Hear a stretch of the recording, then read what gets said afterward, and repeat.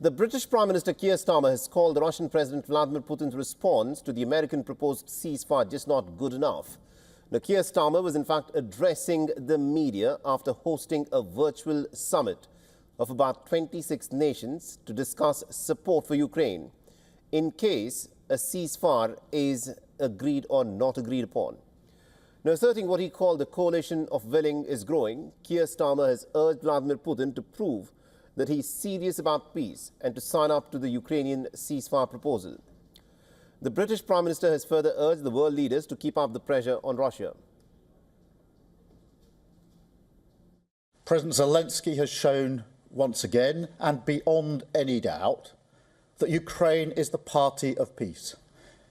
Vladimir has committed to a 30-day unconditional ceasefire, but Putin is trying to delay. Sooner or later, Putin will have to come to the table. So this is the moment. Let the guns fall silent. Let the barbaric attacks on Ukraine once and for all stop, and agree to a ceasefire now. Meanwhile, on the battlefields in the Ukraine war, the forces of both Moscow and Kiev continue their battle operations. The Russian forces claim to have regained control of 2 more villages in Kursk. Ukraine has denied the claim that the Russian troops have taken control of 2 villages north and west of the town of Sudza.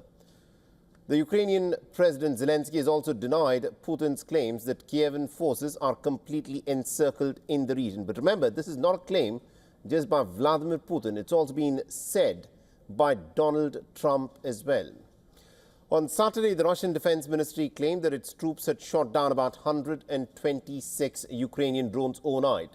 On the other hand, Ukraine's Air Force said that Russia launched about 178 drones over the country, of which they had shot down about 130 drones, while 38 more were lost en route to their targets. In the Ukrainian city of Kherson, at least about 1 person was killed after the city was hit by the Russian shelling late last night. The authorities said that the city was hit by aerial bombs and artillery.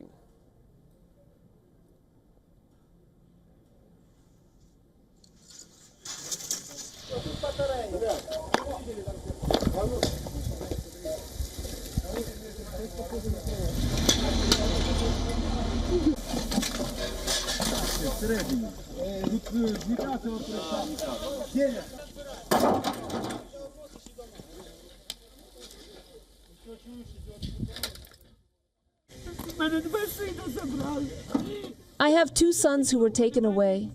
They went missing 5 months ago. He was near Kurakov. He disappeared. The older one was killed. They gave him a ribbon. How can I live on, Lord? Why did you punish me? Meanwhile, despite Vladimir Putin's rejection of an immediate ceasefire proposed by the United States, the American President Donald Trump said that he's optimistic that the stalemate will end soon and that Russia will agree to the 30-day truce deal. Hopefully nothing will happen with that.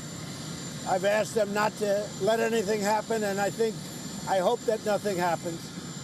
But I feel that Russia is going to make a deal with us. I hope. We've spoken with President Putin. We've spoken with a lot of people, and Ukraine is waiting. Zelensky has also called for a ceasefire agreement with Russia. Our teams worked very well at the meeting in Saudi Arabia, and we are in contact with the American side.